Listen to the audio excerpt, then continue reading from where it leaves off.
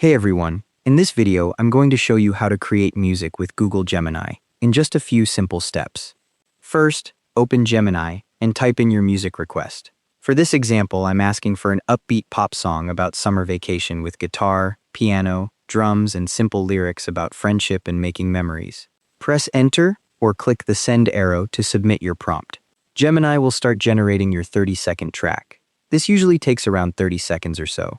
Once it's done, the response appears with your song title and a brief description of what Gemini created. You'll see your track listed in the left sidebar with its title. A media player appears embedded in the response so you can preview your track straight away. Click the play button to listen to your generated music. The player controls let you pause, restart, or adjust playback as you listen through the full track.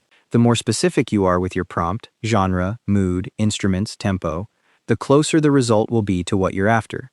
If the first version isn't quite right, you can refine your request in the same chat and Gemini will generate a new variation. Each track is 30 seconds long, so if you need something longer, you'll need to generate multiple clips and stitch them together in an audio editor. You can also download the track by clicking the three-dot menu on the player.